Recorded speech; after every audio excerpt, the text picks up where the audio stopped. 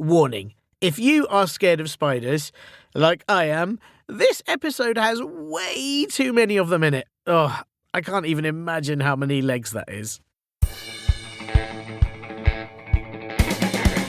Hello and welcome to Bust or Trust, a kids' mystery podcast. I'm Tiernan. And I'm Athena. Bust or Trust is the podcast where we unravel the world's greatest mysteries with help from you, our chief detectives. We present all the best evidence and then ask you to decide, which team are you on? Are you a myth buster like me? Or are you a myth truster like me? We look into all sorts of strange stories from around the world. No mystery is too big for us. Like, there's the saying, the best thing since sliced bread. But what was the best thing before sliced bread? I reckon it was unsliced bread. I suppose it must have been pretty great just eating a whole loaf at once. But where would you put the spread? All over it, of course. Giant peanut butter breadstick. Anyway, we tell you at the end of the show just how to get in touch so you can let us know if you're on Team Buster or the best one, Team Truster. So, chief detectives, get ready to take notes and start putting together your case while we have a quick word with the grown-ups.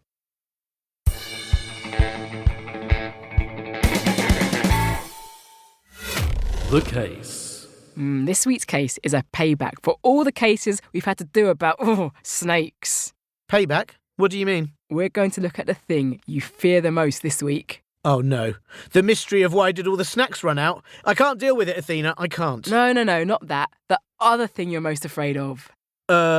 When you're walking around barefoot and you step in something squishy and you don't know what it is and it goes between your toes. No, but yeah, that is really horrible. This week, we're talking about spiders. Oh no.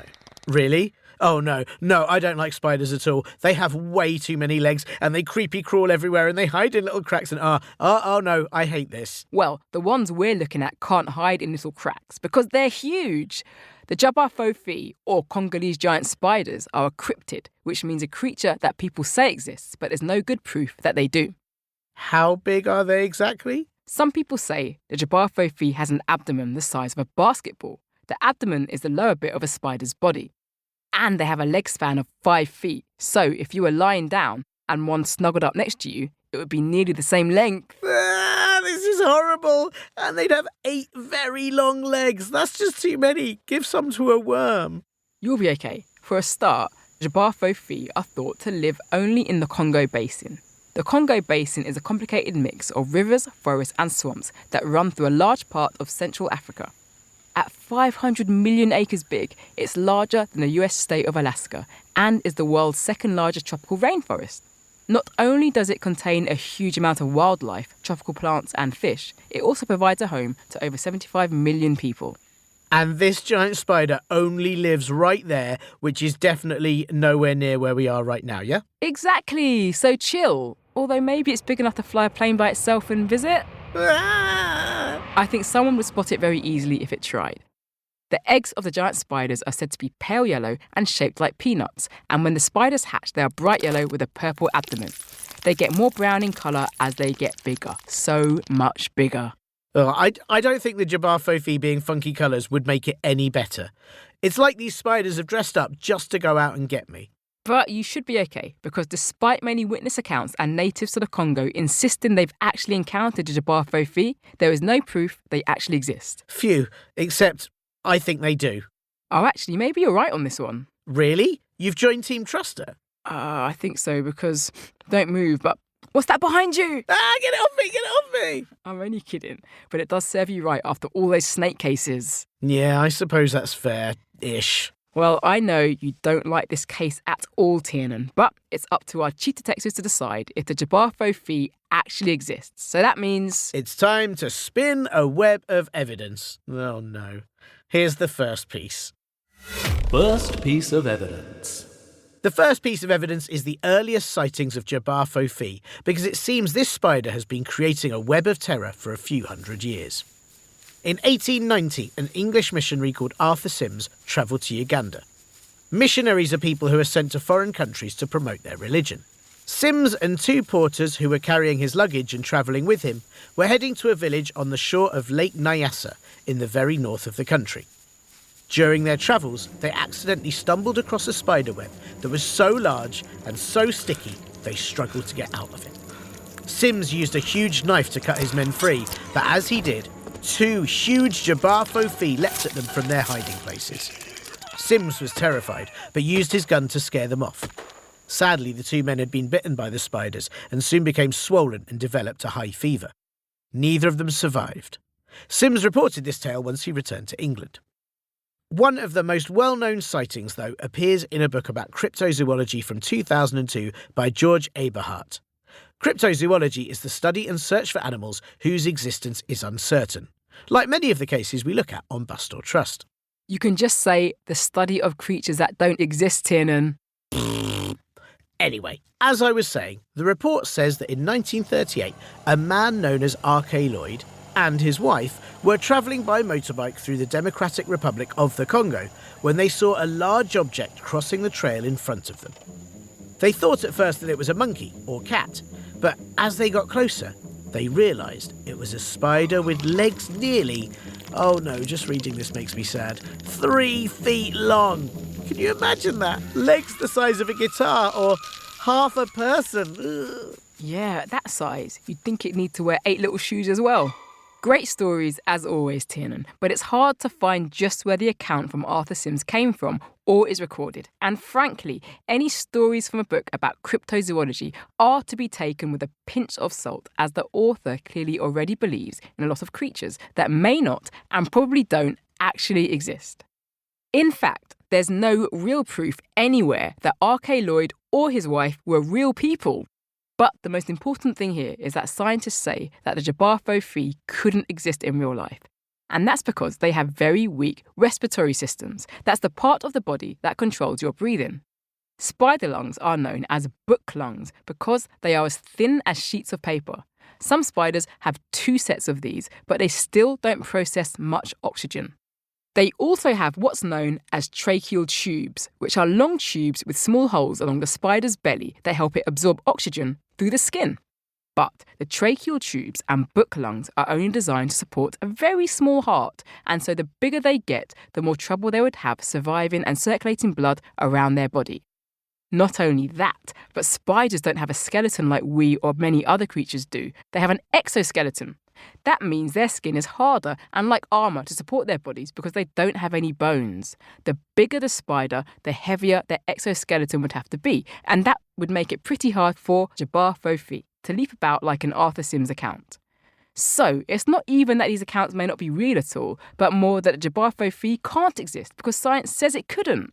Actually, science says it could. It would just have to sit very still, trying its best to take deep breaths. Which, I have to say, is a bit less scary. You mean a spider breathing like this?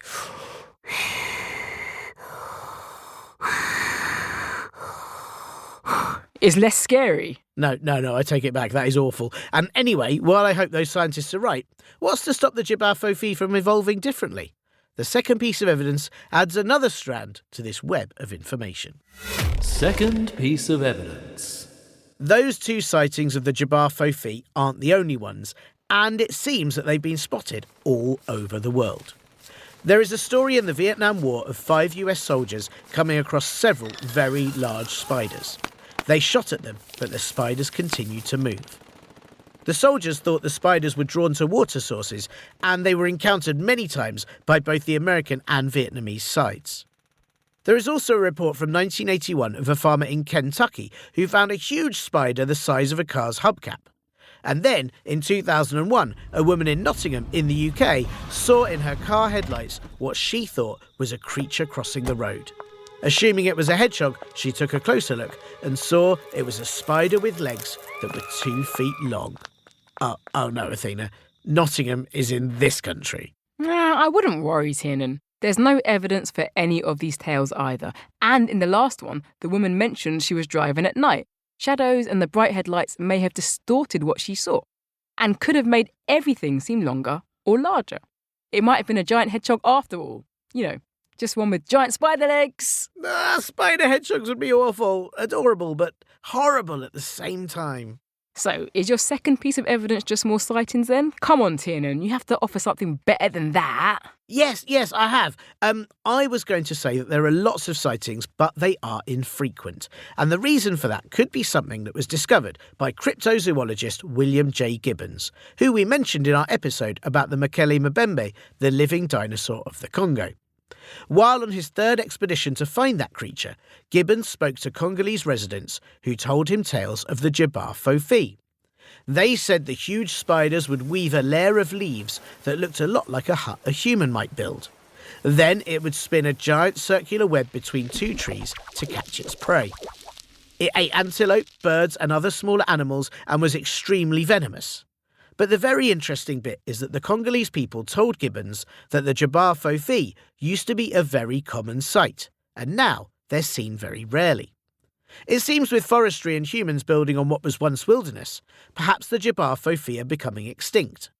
And sure, it's very bad when species go extinct, but maybe this one isn't that bad. That could be a possibility, sure, but maybe it's more they had mistaken another large spider species for Jabar FoFi. There were thousands of species of spiders in the Congo, and only this year, another 3 new types of jumping spider were discovered. And there are very big spiders in real life, just not as big as a Jabar FoFi. The Goliath bird-eating spider has legs that span 12 inches, which is pretty big, though it's only found in South America. But there is every chance these local Congolese people saw a larger spider and became frightened, which may have made them think it was bigger than it was. And let's not forget, like I said in the Mekele Mbembe episode, William J. Gibbons is a cryptozoologist and believes in all the creatures he goes looking for. So maybe take what he says with another little pinch of salt. Did you say 3 new types of jumping spider? So they jump? Yeah, I would try not to think about that. What are you doing? I can't take it, Athena. This case is making me feel itchy. I have to do the rest of the episode in a full protective hazmat suit. Aren't you warm in there? It looks very warm. And what if there's a spider inside the suit? Then you'll be trapped in there with it. Oh, good point. I'll leave the hazmat suit. Here's the final piece of evidence, which, I'll be honest, I don't like at all. Third piece of evidence. OK, I've watched this once and I will never, ever watch it again. But the final piece of evidence is that in 2013, a video appeared that was shot in Mozambique by a night camera set up by a waterhole.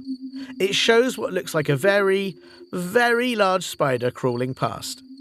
And in 2016, British tourists recorded a video in the Dominican Republic showing a massive spider that suddenly ran towards them from the bushes. So, yep, that's 2 bits of video evidence. It's hard to tell just how large that spider is because of the angle of the camera on both those videos. But yeah, they haven't been proven to be fake yet. So I don't know, Tiernan, no. Good luck, I guess. OK, Athena, that is actually even worse than when you just bust the evidence.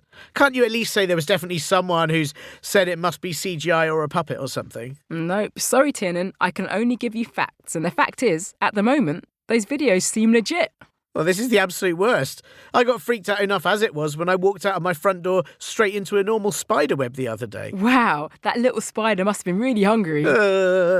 I'm sure there's no Jabar FoFi, and you're right. That's a good thing, as if there were massive spiders, I can't even begin to think how anyone would capture them.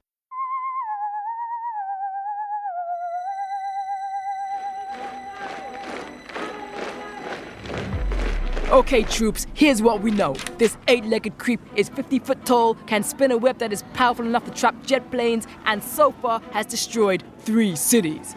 But we can stop it. Let me introduce you to Dr. Clever Plans. Doctor, thank you for joining us. Thank you, Commander.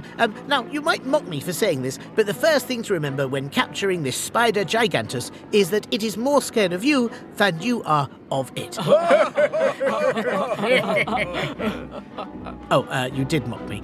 Well, it's true, and that's why any attempts to capture the spider using military methods so far have just made it run away. So here is my plan that I'm certain will work. Wow. This is a giant glass cylinder sealed at one end. Like a drinking glass, but big? Exactly. Using 15 helicopters and tow lines, we will hover the glass above the spider, dropping it gently from a great height until the spider is trapped inside it.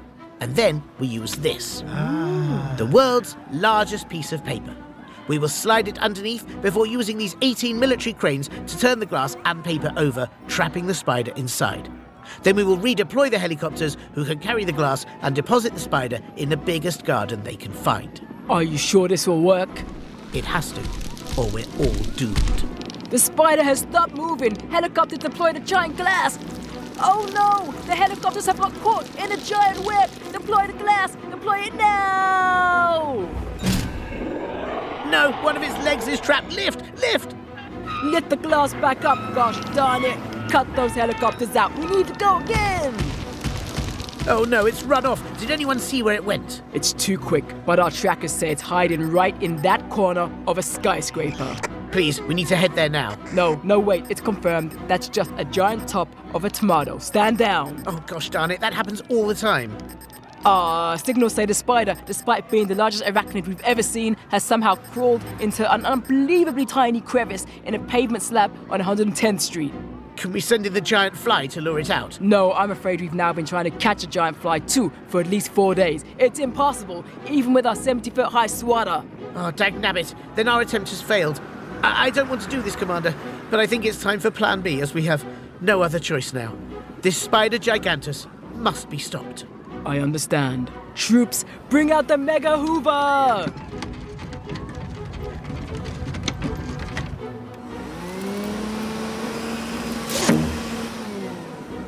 Did we get it? Well, Doctor, readings say either it's in the giant Hoover or we might have just sucked up a giant tomato top again, which means the spider is... Do you feel strangely itchy? Uh-oh.